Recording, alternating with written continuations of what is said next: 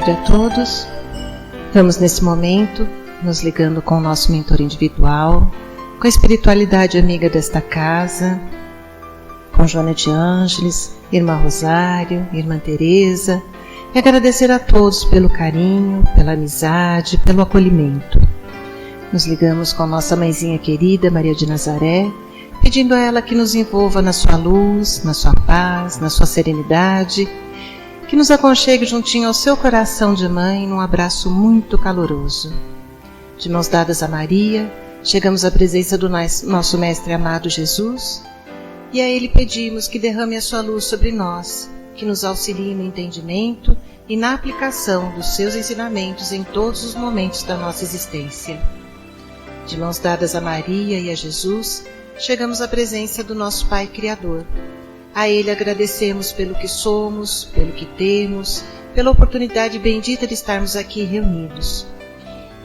E vamos nesse momento elevando os nossos corações e os nossos pensamentos em louvor e agradecimento, dizendo ao Pai: Pai nosso que estais nos céus, santificado seja o vosso nome, venha a nós o vosso reino, seja feita a vossa vontade, assim na terra como nos céus. O pão nosso de cada dia nos dai hoje, perdoai as nossas ofensas, assim como perdoamos aqueles que nos têm ofendido. E não nos deixeis cair em tentações, mas livrai-nos de todos os males, pois vossos são o reino, o poder e a glória para todo sempre. E harmonizados que estamos, vamos nos ligando com as equipes espirituais de tratamento desta casa, pedindo que seja derramado a luz branca do Cristo sobre todos os assistidos. Essa luz vai serenando, acalmando e tratando a cada um de nós. Pedimos às equipes de P2 que projetem a luz azul sobre todos nós. Essa luz vai percorrendo o sistema nervoso central, tratando cada um dos centros de força, trazendo todos eles no equilíbrio. Pedimos às equipes de CH que projetem a luz rosa no coração de cada um dos assistidos. Essa luz vai serenando, acalmando esse cardíaco, fortalecendo a fé e a confiança em cada um de nós. Nos ligamos com as equipes de P3B e pedimos a projeção da luz branca do Cristo, de um azul muito intenso que envolverá o coração e a mente de cada assistido. Pedimos também que sejam feitos todos os cortes de ligação que se fizerem necessários, que essas energias sejam levadas para o astral para o tratamento mais adequado. E vamos projetando um azul muito intenso em todo o sistema nervoso central e periférico, neurovegetativo, um rosa claro no cardíaco para aumentar a força, a confiança, a fé, um amarelo claro no frontal para ter pensamentos positivos, maior ligação com o mentor individual e força de vontade. E pedimos uma cúpula rosa clara vibrante da cabeça aos pés, envolvendo todos os assistidos de P3B. Aos assistidos de saúde, pedimos a projeção das cores do arco-íris, fazendo como uma cúpula protetora, envolvendo cada um desses assistidos pelo tempo que se fizer necessário. Que assim seja, Senhor. Graças a Deus. Convidamos a todos para que assistam neste momento a palestra que será colocada no ar. Que assim seja. Então vamos receber o nosso irmão, o Mário, que ele se sinta bem sustentado entre nós, para trazer as palavras do Evangelho desta noite. Que assim seja.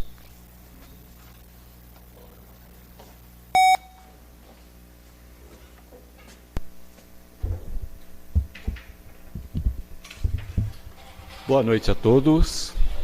Que a paz e o amor de Jesus possa nos envolver nessa noite. Muito feliz de estar aqui mais uma vez, nessa casa maravilhosa, nesse salão preparado previamente pela espiritualidade amiga, como já foi dito. Para quê? Com o objetivo de buscarmos o estudo do Evangelho de Jesus. E o mais importante, né, meus irmãos, buscarmos o estudo, o aprendizado e colocarmos em prática. Isso é muito importante, né? Nós já estivemos aqui em janeiro, quando nós falamos do perdão. E qual que é o tema da noite de hoje? O tema da noite é a lei do amor. São dois assuntos de uma importância realmente capital, uma importância muito grande para que a gente consiga viver segundo a lei de Deus, para que a gente consiga viver bem, para que a gente consiga viver com serenidade, para que a gente consiga viver com tranquilidade, para que a gente consiga viver feliz. O amor é muito importante para isso. E o Evangelho é o caminho para que a gente consiga desenvolver esse amor que está dentro de nós. Nós sabemos que todos nós fomos criados à imagem e semelhança de Deus. Trazemos a essência divina dentro de nós. E como desenvolver esse amor? Como colocar esse amor em prática no nosso dia a dia? Como colocar esse amor em prática para auxiliar toda a humanidade? Porque nós temos esse poder. É através do estudo do Evangelho. E para isso que estamos aqui reunidos. Então a importância realmente da palestra antes do tratamento. Porque é através do estudo e da prática que a gente vai conseguir a nossa transformação. E a gente começa falando o seguinte, que o evangelista João, ele nos diz que Deus é amor. E ele falou para a gente o seguinte, que ele amou tanto o mundo que mandou o seu Filho para que todos aqueles que nele crescem, que crescem em seu Filho, tivessem a vida eterna e não perecessem jamais. O que será que Deus, o que será que Jesus quis dizer para a gente com esse ensinamento? É preciso que a gente reflita um pouco mais nisso, né? E o evangelista ele fala que Deus é amor.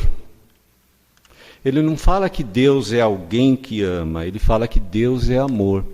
E a gente pode dizer que o amor é a essência da nossa vida, da nossa verdadeira vida, que é a vida espiritual. Assim como o nosso vaso físico, o nosso corpo, ele não pode viver se não tiver oxigênio, se não tiver nutrição, se não tiver todos aqueles cuidados, a nossa alma, o nosso espírito, também não pode viver se não tiver o amor. Se não tiver essa ligação com Deus, que é o amor. Aí a gente consegue compreender, então, a importância disso. É isso que a gente vai conversar um pouquinho para que a gente possa entender o que é isso e como colocar isso em prática na nossa vida. Quando a gente pensa em Deus, então a gente pensa em amor, né? Mas o amor ele está arraigado no nosso dia a dia, né? Todas as coisas que acontecem. Mas a gente pensa em amor normalmente naquele amor conjugal, né? Naquele amor entre marido e mulher, no amor entre pais e filhos, mas o amor é muito mais do que isso, né? O amor é uma coisa muito mais completa do que isso. E a gente pode dizer o seguinte, uma pessoa que planta, que tem uma plantinha na sua casa, se ela não cuidar com amor, o que acontece com aquela plantinha, gente? Não vai para frente, né? Eu tenho uma planta no meu escritório, é até interessante isso. E as pessoas, quando vai lá na minha sala, elas falam, nossa, mas que bonita essa planta, né? O que você faz? Bom, primeiro que eu cuido dela direitinho, né? Eu coloco aquele adubinho, aquele adubinho líquido, eu cuido dela, mas eu converso com ela também. Eu cumprimento ela. E ela fica uma planta maravilhosa. Por quê? Eu estou tratando ela com amor. Isso é uma essência, né? Isso é um exemplo da prática do amor. E a dona de casa, né? A mulher, nos seus afazeres diários, aquela que faz a comida, né? Que lava, que passa, que cuida de tudo, né? Cuida da família, cuida do marido, cuida de todos os afazeres. Se ela não fizer isso com amor, o que vai acontecer, gente? A gente pode dizer que ela vai ter ácido nas suas mãos, tá? Porque vocês sabem, uma comidinha, por mais simples que seja, se ela foi feita com amor, ela vai ter um outro sabor. Então isso vai mostrando para a gente realmente a importância da gente fazer tudo com amor. Para que a gente consiga compreender isso, vamos pegar um ensinamento de Jesus, né, que ele falou o seguinte para a gente: buscai o reino de Deus e sua justiça, e tudo mais lhe será acrescentado. O que será que Jesus quis dizer com isso? Buscai o reino de Deus. A gente falou que Deus é amor. Então, para que a gente busque realmente desenvolver o amor na nossa vida, para que a gente consiga colocar isso em prática, E ele complementou: e tudo demais lhe será acrescentado. O que é o demais? São as coisas materiais, são as coisas do nosso dia a dia. Então a gente se preocupar com a saúde do nosso espírito, com as nossas coisas, as coisas espirituais. E normalmente a gente faz o contrário, né? Normalmente a gente coloca tudo que é material na frente. E aí vem o quê? Vem a infelicidade. E a gente não quer ter uma vida plena, não queremos viver bem. Então precisamos inverter essa equação. Buscar primeiro as coisas de Deus, deixar que o amor de Deus envolva a nossa vida. E aí realmente a gente vai conseguir essa vida plena que a gente está procurando. E no Evangelho também, no Evangelho de Mateus, tem um ensinamento de Jesus muito importante a respeito do amor. Está lá no capítulo 22. Vamos relembrar um pouquinho isso. E diz o seguinte: e um deles, doutor da lei, interrogou-o para o experimentar. Mestre, qual é o grande mandamento da lei? E Jesus o que respondeu?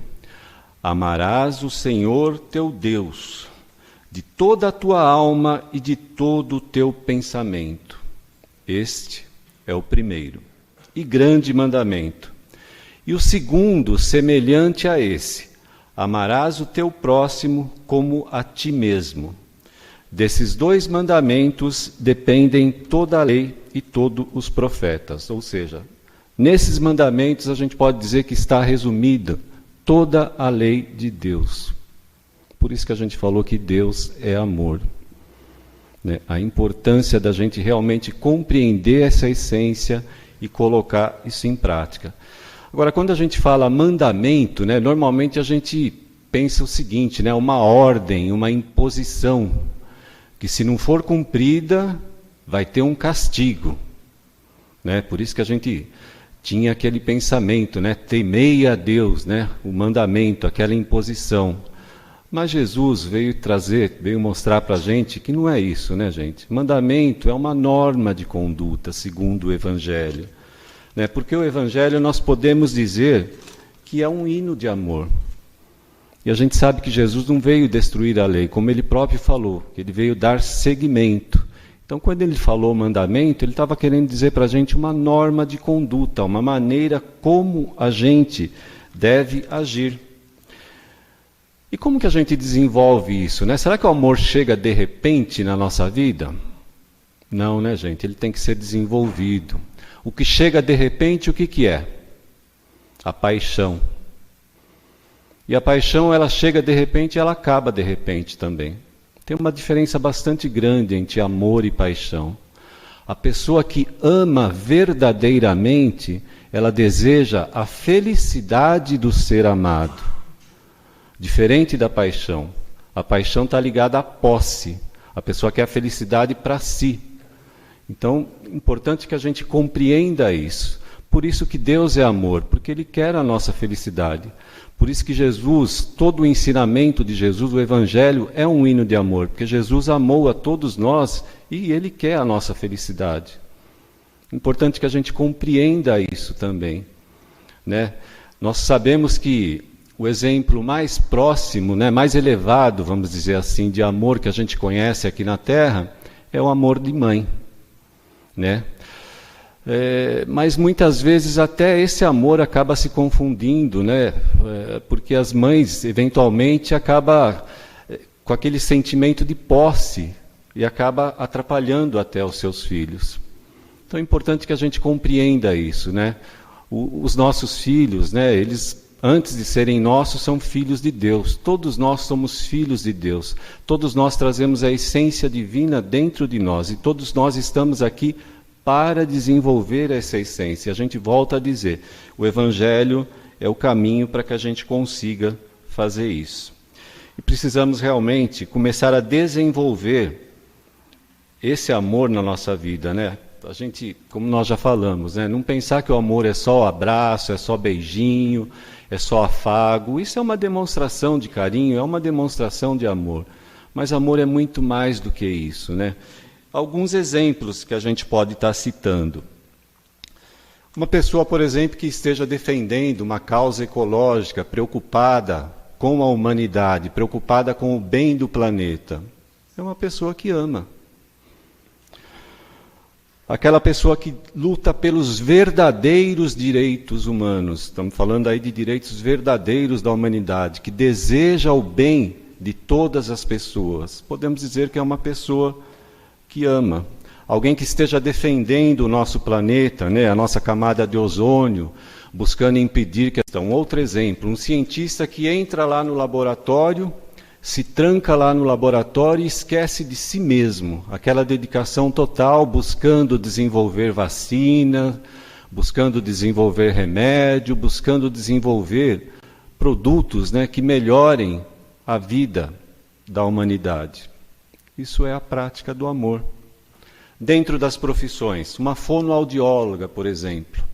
Uma fonoaudióloga que atende as pessoas, né, atende alguém que não consegue falar direito, um gago, uma criança que teve algum problema, e ela fica ali, muitas vezes repetindo o mesmo exercício. Ela nem sabe se ela vai ter sucesso, quando ela vai ter sucesso, mas com muita dedicação, repetindo o mesmo exercício, com muita paciência. Tem que ter muito amor para fazer isso, não tem, gente? Com certeza, né? E a gente pode até dizer, né, do fisioterapeuta também, uma outra profissão, que fica também em exercícios repetidos, né, ali, fazendo exercício, né, com crianças às vezes, com acidentados, com idosos, com doentes, também sem saber quando que vai atingir o seu objetivo, mas sempre procurando fazer tudo aquilo com muito amor. Um outro exemplo de amor. Então, todas as nossas ações, né, nós falamos lá no comecinho da dona de casa, em tudo aquilo que a gente vai fazer, se a gente colocar o amor, com certeza o objetivo será alcançado. É muito importante isso, né? E um outro ponto em relação ao amor que está no Evangelho, né? No Evangelho, no capítulo 11, os itens 8 a 12 que trata disso, da lei do amor. Ele fala a respeito da reencarnação. Porque a reencarnação é uma prova inequívoca do amor de Deus por todos nós. Porque é através da reencarnação que a gente pode corrigir os nossos erros, né? Corrigir os nossos enganos, transformar mágoas, transformar ódio em amor. Então é uma coisa maravilhosa isso que acontece com a gente, né? Ele é um aspecto da lei do amor. Porque através dela a gente pode estar recomeçando, a gente pode estar reconstruindo aquilo que a gente destruiu em outras vidas. E através da reencarnação os laços de família são fortalecidos. Esse assunto também é tratado no Evangelho. Diferentemente do que pensam alguns que são contra a reencarnação.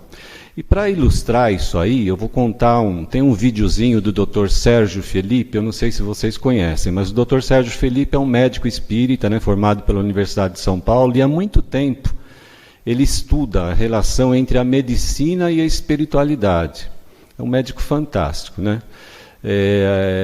Para vocês terem uma ideia, a tese de mestrado dele, que ele já fez há muito tempo, porque ele não é novinho não, a tese de mestrado dele foi um estudo sobre a glândula pineal. Eu não sei se vocês sabem o que é glândula pineal, e nem é o objetivo a gente explicar isso agora, mas a glândula pineal a gente pode dizer que é uma glândula no nosso organismo, né, que nos faculta o intercâmbio entre o físico e o espiritual. Então é um médico fantástico, realmente. E ele explicou, nesse videozinho que eu assisti, essa questão da lei do amor na reencarnação. Esse vídeo dele, ele fala, né, da lógica da bondade de Deus. E ele fala que a reencarnação é um aspecto realmente maravilhoso da lei de Deus. Porque se não fosse assim, não teria sentido, né? Se fosse tudo genético, imagina aquela pessoa que se esforçou, que procurou fazer alguma coisa boa, e ela teria o mesmo valor daquela outra que tem uma genética melhor que ela. É uma coisa um tanto quanto sem sentido.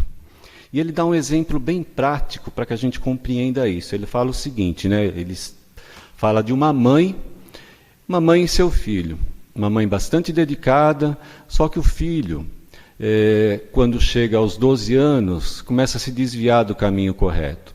e começa ali uma ligação com as drogas.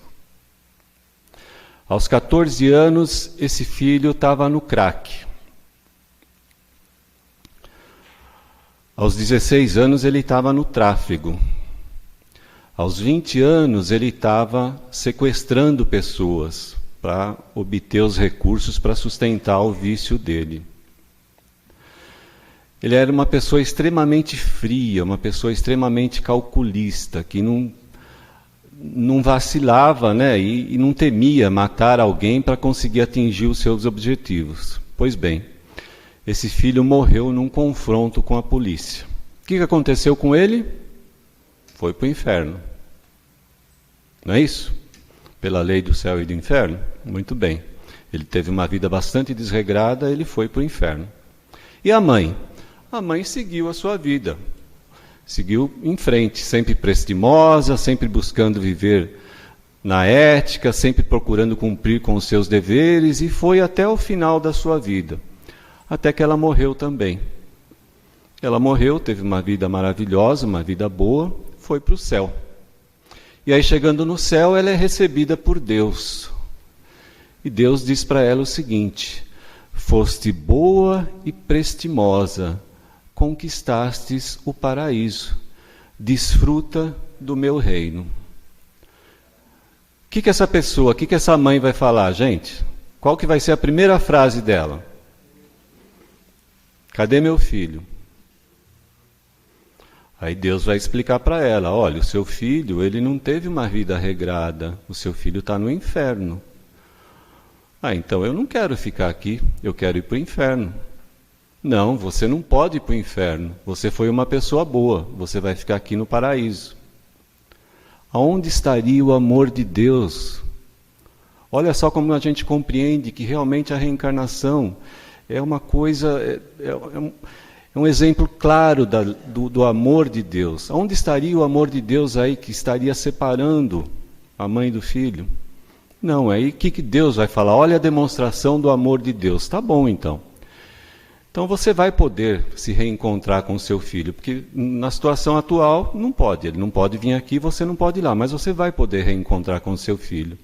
Você vai renascer na terra, num outro corpo. Quando você for adulta, mulher, você vai receber esse seu filho. Só que ele vai vir com uma série de problemas, porque ele teve uma vida bastante difícil na última encarnação. Ele vai vir com problemas de mobilidade, com problemas de entendimento, e ele vai passar a vida inteira dependendo do seu amor. Você vai amar muito esse filho, para que ele consiga realmente assimilar esse amor. E se assim acontecer, se ele assimilar esse amor, depois ele vai vir, ele vai poder ficar com você. Então acho que fica bem claro, né, a gente compreender que a reencarnação é um aspecto da lei do amor.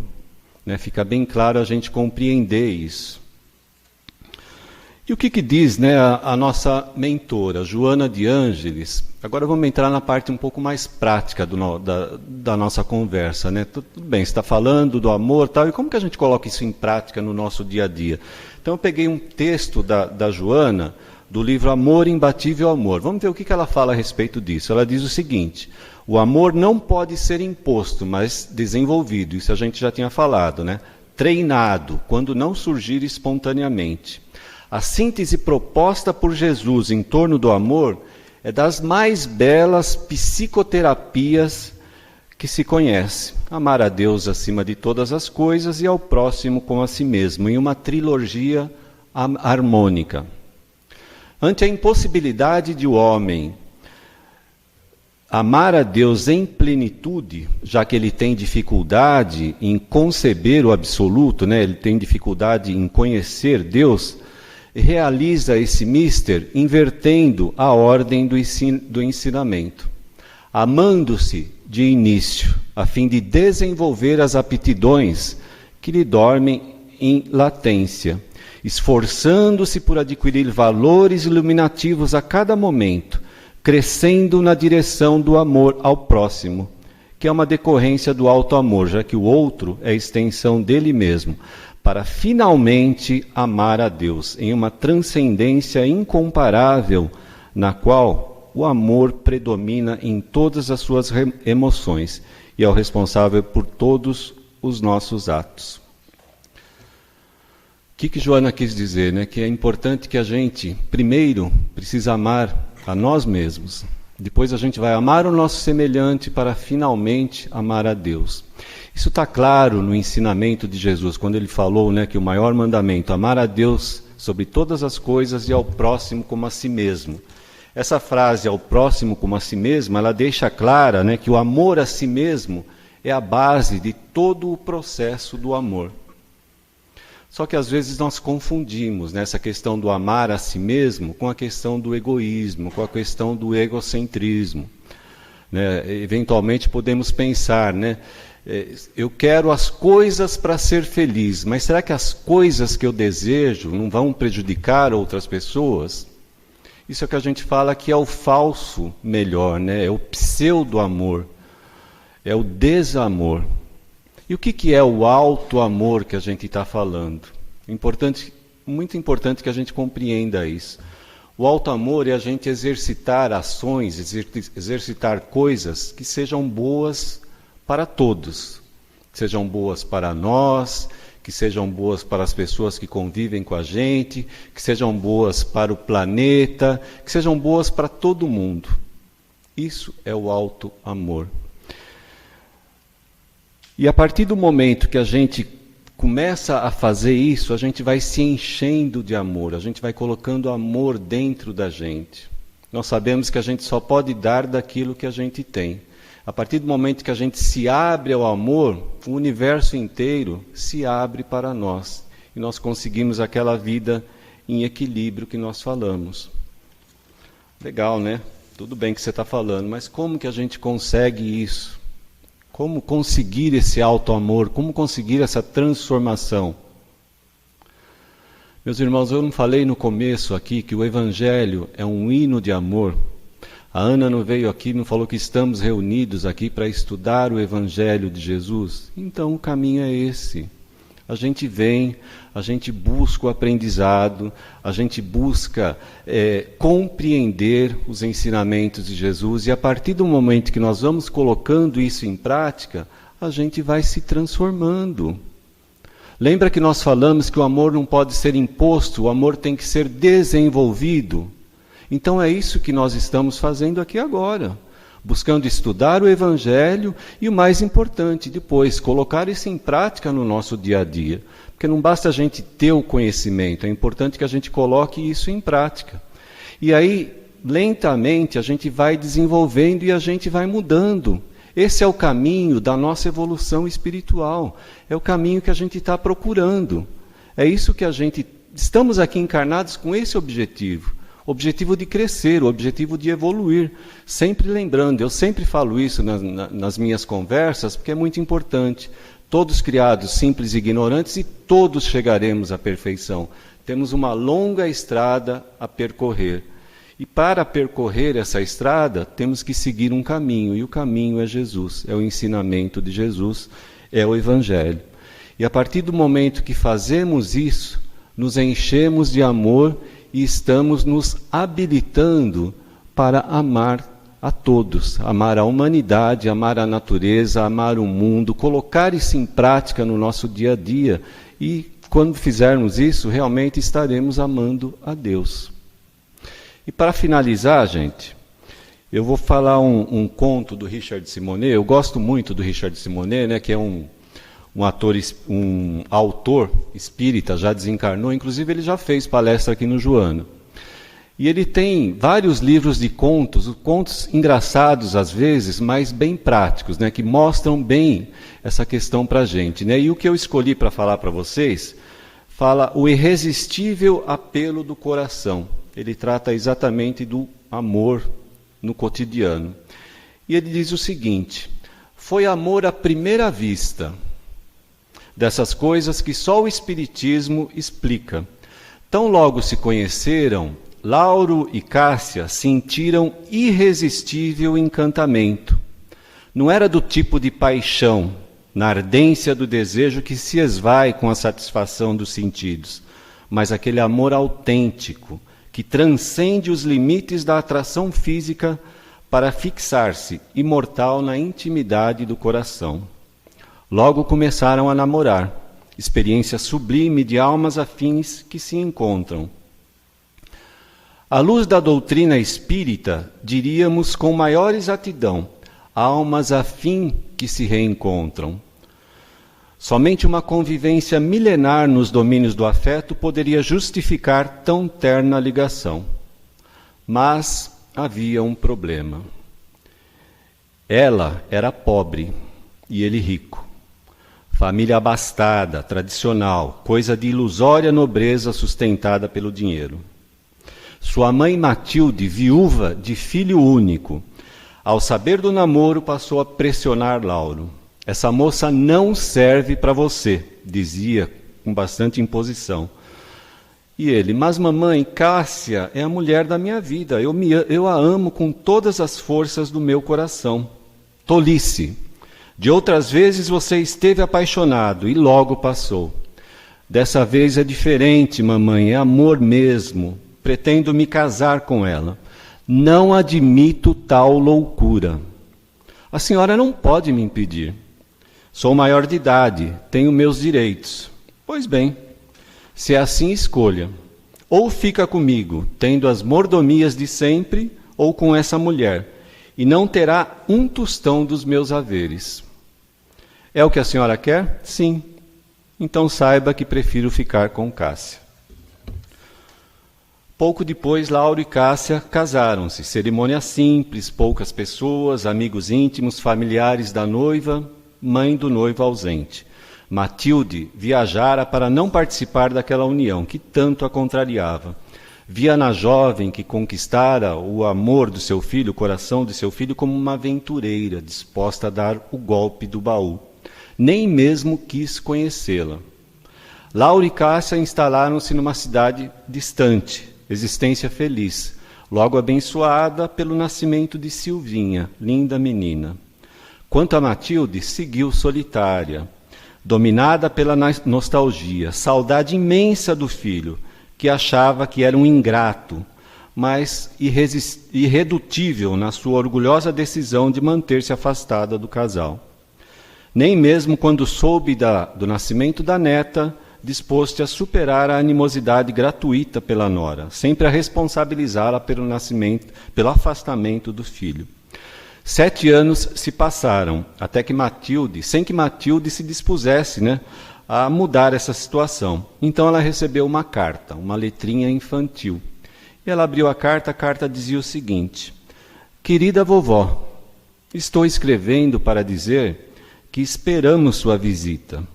Mamãe diz que você é uma pessoa boa, que ama a todos nós, mas é muito ocupada. Por isso, peço sempre a Jesus que lhe dê um tempinho para nos ver. Amamos você. Espesso véu de lágrimas cobriu os olhos de Matilde, que mal conseguiu ler as últimas palavras. Muitos beijos, vovó. Não esqueça, quero ver você. Com carinho, Silvinha. Com portas abertas pela simplicidade amorosa de uma criança, Matilde derreteu o orgulho em lágrimas ardentes, reconhecendo seu engano em relação à nora. Uma jovem repudiada pela sogra, que cultivava na filha o carinho pela avó, não seria uma simples nora, mas uma filha querida, que ela obstinadamente rejeitara. Dias depois, Cássia, Lauro e Silvinha realizavam o evangelho no lar, quando bateram à porta. Silvinha foi atender e deparou-se com uma sorridente senhora, que trazia embrulhos de presente. Oi, Silvinha, estou aqui, atendendo o seu pedido. Vovó, sim, minha querida. Um longo e forte abraço, foi selado entre a avó e a neta, ante a surpresa, do casal. E depois de ela abraçar o filho, ela abraçou mais fortemente a nora e pediu perdão para a nora. Deus a abençoe, minha filha, por relevar as impertinências dessa velha e pela orientação que deu à minha neta. Então vejamos, por que se chama o irresistível apelo do coração. A nora, apesar de renegada pela sogra, que ela fez? Ela cultivou o amor. Ela colocou o amor no coraçãozinho da filhinha dela. Ela poderia simplesmente não falar da sogra. E olha o que aconteceu. Essa atuação da nora mudou a vida de todos. Então, realmente, o amor pode mudar a nossa vida, desde que a gente coloque tudo isso que a gente aprende aqui em prática no nosso dia a dia. Muito obrigado.